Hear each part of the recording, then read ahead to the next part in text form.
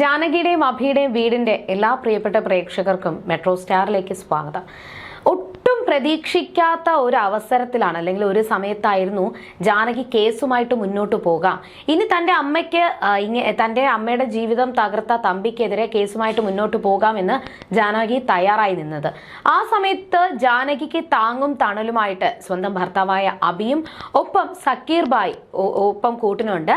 എന്നാൽ ജാനകിയുടെ കാര്യങ്ങൾ അറിഞ്ഞപ്പോ ജാനകിയുടെ അമ്മയെ നശിപ്പിച്ചത് തമ്പിയാണെന്ന് അറിഞ്ഞപ്പോ നിരഞ്ജനയ്ക്കും വാശിയായിരുന്നു ഈ കേസ് താൻ തന്നെ വാദിക്കും, എന്നിട്ട് താൻ തന്നെ വിജയിക്കുമെന്ന്. എന്നാൽ ആ കേസ് നിരഞ്ജനയാണ് ഏറ്റെടുത്തത് എന്ന് അറിഞ്ഞു കഴിഞ്ഞാൽ ഉറപ്പായിട്ടും ഒരു പൊട്ടിത്തെറി ഉറപ്പായിട്ടും ഉണ്ടാകും. ഇനി എന്തൊക്കെ സംഭവിക്കും എന്ന് നമുക്ക് നോക്കാം. അതിനു മുൻപ് ആദ്യമായിട്ടാണ് ഈ ചാനൽ കാണുന്നതെങ്കിൽ തീർച്ചയായിട്ടും സബ്സ്ക്രൈബ് ചെയ്യുക. അപ്പോൾ ഞങ്ങളിടുന്ന പുതിയ സീരിയൽ റിവ്യൂ വീഡിയോസ് എല്ലാം നിങ്ങൾക്ക് ലഭിക്കുന്നതായിരിക്കും. നിരഞ്ജനയോട് ജാനകി എല്ലാ കാര്യങ്ങളും പറഞ്ഞിട്ടുണ്ടായിരുന്നു. പക്ഷെ നിരഞ്ജനയോട് എല്ലാ കാര്യങ്ങളും പറഞ്ഞുവെങ്കിലും അമലിനോട് പല കാര്യങ്ങളും മറച്ചു വെച്ചു. അത് തന്നെയാണ് അപർണയുടെ സൈഡിലോട്ട് അമല് ചായാനായിട്ട് ഒരു കാരണമായത്. എന്നാൽ അത് പൂർണ്ണമായിട്ടും അപർണയുടെ സൈഡിൽ പോകാതെ തന്നെ അവിടെ വെച്ച് അഭി തടഞ്ഞു എന്ന് തന്നെ നമുക്ക് എടുത്തു പറയാൻ പറ്റും. എന്താന്ന് വെച്ച് കഴിഞ്ഞാൽ അഭി അമലിനെ വിളിച്ചിട്ട് തമ്പിയാണ് രാധാമണിയെ നശിപ്പിച്ചതെന്നും തമ്പിയുടെയും രാധാമണിക്കും ജനിച്ച മകളാണ് ജാനകി എന്നുള്ള കാര്യവും കൂടി അമലിനോട് പറഞ്ഞപ്പോൾ തമ്പിയുടെ ക്രൂരതകൾ എന്താണെന്ന് അമലിനോട് വ്യക്തമാക്കി അഭി പറഞ്ഞപ്പോൾ അമലിന് തന്റെ ഏട്ടന്റെയും ഏട്ടത്തിയുടെയും ഇപ്പോഴത്തെ അവസ്ഥ എന്താണെന്ന് മനസ്സിലായി. ഏട്ടത്തി എന്തുകൊണ്ട് കേസുമായി മുന്നോട്ട് പോകാമെന്ന് തീരുമാനിച്ചു എന്ന് മനസ്സിലായി. എത്രത്തോളം വേദനയാണ് രാധാമണി അനുഭവിച്ചത് എന്ന് മനസ്സിലായി. അതുകൊണ്ട് തന്നെ അഭിക്കും ജാനകിക്കും താങ്ങും തണലുമായിട്ട് അവർക്കൊപ്പം അവരെ സപ്പോർട്ട് ചെയ്തുകൊണ്ട് അമലും കൂടെ കാണുമെന്ന് ഉറപ്പ് നൽകി. അഭിക്ക് അത് തന്നെയായിരുന്നു വേണ്ടത്. തന്റെ അനിയൻ ഒരിക്കലും തന്നെ വിട്ടുപോകരുത് എന്ന് അഭിക്ക് ആഗ്രഹമായിരുന്നു. അമലും കൂടി ഉള്ളത് കൊണ്ട് അഭിക്ക് പേടിക്കേണ്ട. അങ്ങനെ അവർ കേസുമായിട്ട് മുന്നോട്ട് പോകാമെന്ന് തീരുമാനിച്ചു. ജാനകിയോട് അമലിനെ കണ്ട കാര്യങ്ങളൊക്കെ പറഞ്ഞു. അപ്പോഴും തമ്പി നല്ല വിലസി നടക്കുവാണ്. തമ്പിയുടെ വിചാരം എല്ലാം ഇങ്ങനെ കേസ് വരും എന്ന് ഓലപ്പാമ്പ് വെച്ച് പേടിപ്പിക്കുന്നത് പോലെയാണ് തമ്പി വിചാരിച്ചത്. എന്നാൽ ശരിക്കും കേസ് കൊടുത്തിട്ടുണ്ട്. ഉറപ്പായിട്ടും തമ്പിക്ക് പൂട്ടു വീഴുമെന്ന് ഇതുവരെയും തമ്പി മനസ്സിലാക്കിയിട്ടില്ല. അത് തമ്പി ഒന്ന് ബോധ്യപ്പെടുത്തണമെന്ന് അഭിക്ക് തോന്നി. അഭി ഉടൻ തന്നെ ജാനകിയുടെ മുന്നിൽ വെച്ച് തമ്പിയെ വിളിച്ചു. എന്നിട്ട് തമ്പിയോട് സംസാരിച്ചു. അപ്പോൾ തമ്പി പറഞ്ഞത്, നീ എന്നോട് പറഞ്ഞല്ലോ രാധാമണി വാരസ്യാർ എന്ന് പറയുന്ന ഒരാളുണ്ട്, അതാണ് ഇതാണെന്നൊക്കെ. എന്നിട്ട് എവിടെയായി? ഒന്നും നടക്കാൻ പോകുന്നില്ല. അമല് പോലും ഇപ്പൊ നിനക്കെതിരെയാണ്. അമല് പോലും നിനക്കും നിന്റെ ഭാര്യയ്ക്കും എതിരെയാണ് നിൽക്കുന്നത്. എന്നെ സപ്പോർട്ട് ചെയ്തുകൊണ്ടാണ് അമല് നിൽക്കുന്നത്. അതുകൊണ്ട് ഈ ഒരു കാരണം വെച്ച് തന്നെ ഞാൻ അളകാപുരിയെ ചുട്ട് ചാമ്പലാക്കും എന്നൊക്കെ തമ്പി ഭീഷണിപ്പെടുത്തി. ആ സമയത്ത് അഭി ആ ഞെട്ടിക്കുന്ന സത്യങ്ങള് തമ്പിയോട് പറഞ്ഞു. വിശ്വൻ എന്ന് പറയുന്നത് ഒരു കഥാപാത്രം മാത്രമാണ്. വിശ്വൻ ഒരു സാങ്കല്പികം മാത്രമാണ്. വിശ്വൻ എന്ന വ്യക്തിയെ ഇല്ല എന്ന് തമ്പിയോട് അഭി പറഞ്ഞു. അത് തമ്പിക്കേറ്റ ഒരു വലിയ ഷോക്കായിരുന്നു. മാത്രമല്ല വിശ്വൻ വന്നില്ലെങ്കിൽ എന്താ, രാധാമണി വാരസ്യാർ എത്തിയിട്ടുണ്ട്.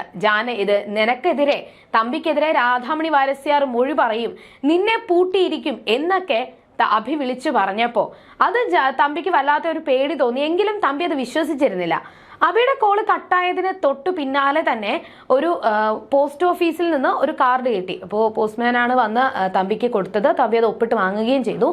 അത് വായിച്ചപ്പോഴാണ് അഭി പറഞ്ഞതിന്റെ പൊരുൾ എന്താണ് എന്ന് തമ്പിക്ക് പോലും മനസ്സിലായത്.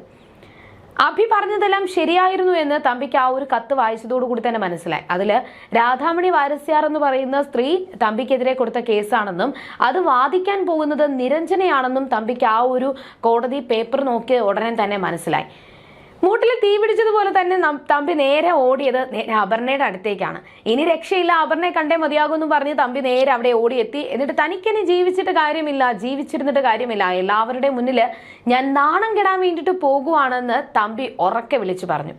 ഇതൊക്കെ കേട്ടപ്പോൾ എന്താ അച്ഛാ കാര്യം എന്ന് അപർണ ചോദിക്കുകയും തന്റെ കയ്യിലിരിക്കുന്ന ആ പെറ്റീഷൻ പേപ്പർ എടുത്ത് അപർണയുടെ കയ്യിൽ കൊടുത്തിട്ട് നീ ഈ പേപ്പർ ഒന്ന് വായിച്ചു നോക്കാനായിട്ട് തമ്പി ആവശ്യപ്പെട്ടു.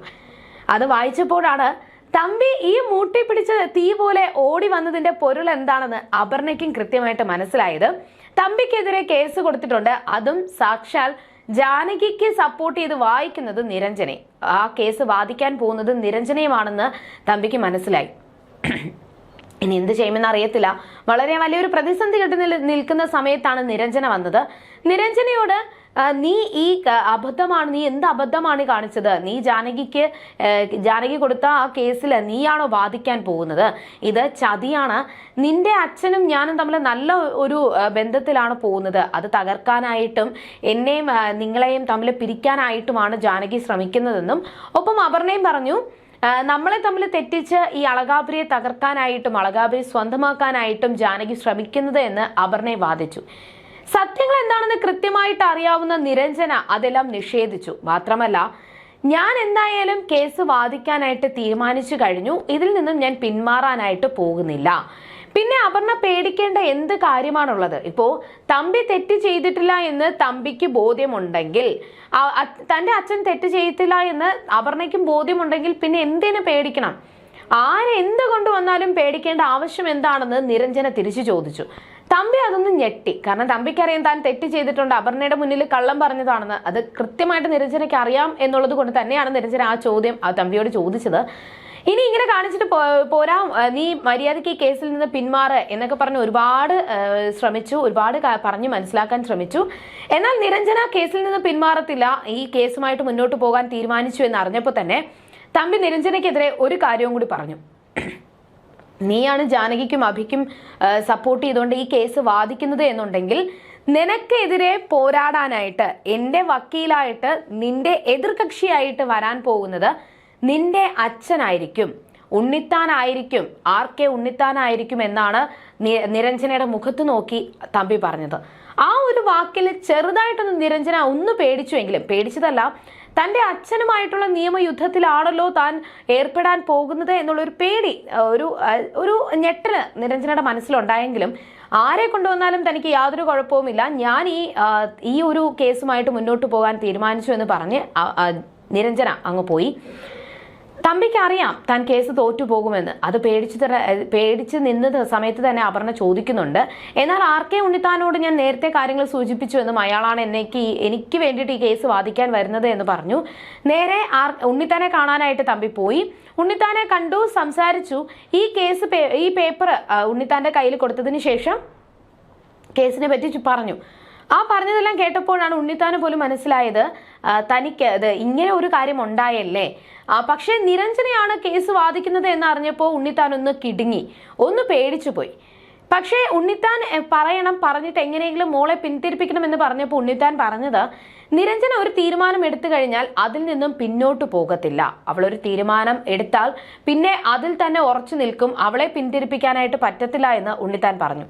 പക്ഷേ തമ്പി ഉണ്ണിത്താന്റെ അടുത്ത് വന്നത് തന്നെ അച്ഛനാണ് ഈ കേസ് വാദിക്കുന്നത് എന്ന് അറിഞ്ഞു കഴിഞ്ഞാൽ നിരഞ്ജന പിന്നോക്കം പോകുമല്ലോ എന്ന് വിചാരിച്ചിട്ടാണ്. പക്ഷെ ഇപ്പോ ഉണ്ണിത്താൻ പിന്നോട്ട് പോയാലും നിരഞ്ജന മുന്നോട്ട് തന്നെ പോകുമെന്ന വാക്കുകളായിരുന്നു ഉണ്ണിത്താന്റെ ഭാഗത്ത് നിന്നും തമ്പിക്ക് കേൾക്കേണ്ടി വന്നത്. അവസാനം ഈ കേസിൽ നിന്നും നിരഞ്ജന വക്കാലത്ത് ഒഴിയണം എന്ന് തന്നെ തമ്പി ഉറപ്പിച്ചു പറഞ്ഞു. ഞാനും പിന്നെ എന്തായാലും ഇന്ന് തന്നെ തമ്പി ഈ ഉണ്ണിത്താൻ ഈ കാര്യം നിരഞ്ജനെ അറിയിക്കണം. പിന്നെ ഈ കാര്യത്തിൽ നിരഞ്ജന സമ്മതിച്ചില്ലെങ്കിൽ, അതായത് ഈ കേസുമായിട്ട് മുന്നോട്ട് പോകാൻ തന്നെ നിരഞ്ജന തീരുമാനിക്കുവാണെങ്കിൽ ഞാനും ഉണ്ണിത്താനും തമ്മിൽ കൊമ്പ് കോർക്കും, ഞാനും ഉണ്ണിത്താനും തമ്മിൽ പിരിയും, നമ്മൾ തമ്മിൽ നല്ല ടേംസിലാണ് പോകുന്നത്, ആ ബന്ധം ഇവിടത്തോടു കൂടി അവസാനിക്കും, അത് ഉണ്ണിത്താന് വലിയൊരു പാരയായിട്ട് തന്നെ മാറുമെന്ന് താക്കീത് നൽകിയിട്ടാണ് തമ്പി പോയത്. അതിന് പിന്നിലൊരു കാരണമുണ്ട്. ഉണ്ണിത്താന് കുറച്ച് സാമ്പത്തിക പ്രശ്നങ്ങൾ വന്നപ്പോൾ തമ്പിയാണ് വലിയൊരു തുക കൊടുത്ത് ഉണ്ണിത്താനെ രക്ഷിച്ചത്. ആ പൈസ ഇപ്പോഴും തമ്പിക്ക് കൊടുത്തു തീർക്കാനായിട്ട് ബാക്കിയുണ്ട്. ആ ഒരു കാരണം വെച്ച് തന്നെയാണ് ഉണ്ണിത്താന്റെ അടുത്തേക്ക് തമ്പി എത്തിയത്. ഉണ്ണിത്താൻ നിരഞ്ജനെ വിളിച്ച് സംസാരിക്കാനായിട്ടും തീരുമാനിച്ചു. ഈ വിവരം പക്ഷേ ഈ ഒരു കേസ്, അതായത് ഈ ഒരു പേപ്പർ ഉണ്ണിത്താന്റെ കയ്യിൽ എത്തിയിട്ടുണ്ട് എന്നറിഞ്ഞപ്പോൾ തന്നെ ജാനകി തിരികെ നിരഞ്ജനെ വിളിച്ചു. നിരഞ്ജനെ വിളിച്ചതിന് ശേഷം കേസിനെ പറ്റി ചോദിച്ചു. എന്നാൽ തമ്പിയെ അഭി വിളിച്ച് സംസാരിച്ച കാര്യങ്ങളും കൂടി നിരഞ്ജനയോട് പറഞ്ഞപ്പോൾ കേസിനെ പറ്റി സൂചിപ്പിക്കേണ്ട ആവശ്യമില്ല ഏട്ടത്തി, കേസിന്റെ പേപ്പർ ഇപ്പോൾ തമ്പിയുടെ കയ്യിൽ കിട്ടിയിട്ടുണ്ടാവും, അതുകൊണ്ടാണ് അയാള് നെട്ടോട്ടം ഓടിക്കൊണ്ടിരിക്കുന്നത് എന്ന് കൂടി നിരഞ്ജന പറഞ്ഞു. അത് കേട്ടപ്പോൾ കേസിനെ പറ്റി സംസാരിച്ചു വന്നു. ഞാൻ വീട്ടിൽ പോയിരുന്നു, തമ്പി ആ പേപ്പറും കൊണ്ട് അപർണയെ വന്ന് കണ്ട കാര്യവും അതിനുശേഷം അവിടെ നടന്ന സംഭവങ്ങളും ഒക്കെ നിരഞ്ജന ജാനകിയോട് വിശദീകരിച്ചു. അപ്പോഴാണ് ഉണ്ണിത്താനാണ് തനിക്ക് സപ്പോർട്ട് ചെയ്ത്, അതായത് തൻ്റെ എതിർകക്ഷിയായിട്ട് വാദിക്കാൻ പോകുന്നത് എന്ന് ജാനകി പോലും അറിയുന്നത്. അപ്പോൾ തന്നെ ജാനകി പറഞ്ഞു, അങ്ങനെയാണെങ്കിൽ നിരഞ്ജന ഈ കേസ് നീ പിൻവലിക്കുക, കുഴപ്പമില്ല, കാരണം നിന്റെ അച്ഛനുമായിട്ടുള്ള നിയമ പോരാട്ടമാണ് നീ നടത്താൻ പോകുന്നത്, ഒരു അച്ഛനും മകളും തമ്മിലുള്ള പോരാട്ടം. അതുകൊണ്ട് ഞാൻ അതിൽ ഉൾപ്പെടുന്നത് ശരിയല്ല, നീ അതുകൊണ്ട് ഈ കേസിൽ നിന്നും ഈ വക്കാലത്ത് ഒഴിഞ്ഞോളൂ, കുഴപ്പമില്ല, ഞാൻ വേറെ ആർക്കെങ്കിലും ഈ വക്കാലത്ത് കൊടുത്തോളാം എന്നുകൂടി ജാനകി നിരഞ്ജനോട് പറഞ്ഞു. എന്നാൽ നിരഞ്ജന വക്കാലത്ത് ഒഴിയാനായിട്ട് തയ്യാറായിരുന്നില്ല. നിരഞ്ജനയ്ക്ക് ഈ കേസ് വാദിക്കണം, ജാനിയേട്ടത്തിയുടെ അമ്മയെ ദ്രോഹിച്ചവർക്ക് നല്ല ശിക്ഷ വാങ്ങിച്ചു കൊടുക്കണം. അതിനു വേണ്ടിയിട്ട് ഏതൊരറ്റം വരെ പോകാനും നിരഞ്ജന ഒരുക്കം തന്നെയാണ്. കേസ് വാദിക്കാനും നിരഞ്ജന തയ്യാറ് തന്നെയാണ്. കേസ് വാദിക്കുകയും ആ കുറ്റവാളികളെ കോടതി കയറ്റുകയും ചെയ്യും എന്നുള്ളൊരു വാശിയിലാണ് നിരഞ്ജന. അതിനിടയിൽ ഉണ്ണിത്താൻ നിരഞ്ജനെ വിളിച്ചു. ആ ഒരു കാര്യം കൂടി കേട്ടപ്പോൾ തന്നെ ജാനകി കോള് കട്ട് ചെയ്തു. നിരഞ്ജന ഇനി എന്തായാലും ഉണ്ണിത്താനോട് സംസാരിക്കും. ഇതെല്ലാം കേട്ട അഭി കാര്യം തിരക്കിയപ്പോൾ നിരഞ്ജന പറഞ്ഞ കാര്യങ്ങളെല്ലാം അഭിയോട് പറഞ്ഞു. അപ്പോഴാണ് അഭിയും പറയുന്നത്, തമ്പിയുടെ വക്കാലത്ത് ഒഴിയാനായിട്ട് ഉണ്ണിത്താന് പറ്റുമോ എന്ന് തോന്നുന്നില്ല, കാരണം തമ്പിയുടെ കയ്യിൽ നിന്നും കുറച്ച് പൈസ ഉണ്ണിത്താൻ വാങ്ങിച്ചിട്ടുണ്ട്, അതുകൊണ്ട് തന്നെ ഈ വക്കാലത്ത് ഒഴിയാൻ സാധ്യതയില്ല എന്ന് പറഞ്ഞപ്പോൾ ജാനകി തന്നെ പറയുന്നുണ്ട്, നിരഞ്ജനയോട് ഞാൻ വക്കാലത്ത് ഒഴിയാൻ പറഞ്ഞതാണ്, പക്ഷെ അവള് ഈ കേസുമായിട്ട് മുന്നോട്ട് പോകും എന്ന് തന്നെയാണ് തീരുമാനിച്ചിരിക്കുന്നത്. അപ്പോഴാണ് അഭി ഒരു യാഥാർത്ഥ്യം പറഞ്ഞത്. നിരഞ്ജനയ്ക്ക് വക്കാലത്തൊഴിയാൻ താല്പര്യമില്ലെങ്കിൽ തമ്പിക്കെതിരെ നിയമ പോരാട്ടത്തിന് എനിക്കും ജാനകിക്കുമൊപ്പം നിൽക്കാൻ നിരഞ്ജന തയ്യാറാണെന്നുണ്ടെങ്കിൽ പിന്നെ എന്തിന് നിരഞ്ജനെ അതിൽ നിന്നും പിന്തിരിപ്പിക്കണം? നിരഞ്ജന മുന്നോട്ട് തന്നെ പോകട്ടെ. ഇവിടെ രണ്ടച്ഛനും 2 മക്കളും തമ്മിലുള്ള പോരാട്ടമാണ്. തമ്പിയെ കോടതി കയറ്റാനായിട്ട് മകളായ ജാനകി തുനിഞ്ഞിറങ്ങുമ്പോൾ ജാനകിയെ രക്ഷിക്കാനായിട്ട് തൻ്റെ അച്ഛനോട് തന്നെ നിയമ പോരാട്ടത്തിന്, അതായത് ഉണ്ണിത്താനോട് തന്നെ ഈ കേസ് ജയിക്കാനായിട്ട് യുദ്ധത്തിന് ഒരുങ്ങിയിരിക്കുവാണ് നിരഞ്ജന. 2 അച്ഛനും 2 മക്കളും തമ്മിലുള്ള നിയമ പോരാട്ടമായിരിക്കും. ഈ പോരാട്ടത്തിൽ ആര് വിജയിക്കും ആര് പരാജയപ്പെടും എന്ന് നമുക്ക് കണ്ടു തന്നെ അറിയാമെന്നും അഭി ജാനകിയോട് പറഞ്ഞു. ശരിയാണ്, ഈ തമ്പിയും ഉണ്ണിത്താനും ഒരേ ചേരിയില് അച്ഛന്മാരായിട്ട് നിൽക്കുമ്പോൾ മറുചേരിയില് ജാനകിയും നിരഞ്ജനയും മക്കളായിട്ട് മറുചേരിയിലുമുണ്ട്.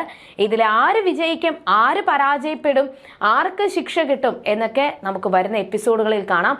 പ്രേക്ഷകർക്ക് എന്താണ് തോന്നുന്നത് എന്ന് തീർച്ചയായിട്ടും കമന്റ് ചെയ്യുക. ഇനി എന്തൊക്കെ സംഭവിക്കുമെന്ന് നമുക്ക് വരുന്ന എപ്പിസോഡുകളിൽ കാണാം. അതുവരേക്കും ടാറ്റ ബൈ.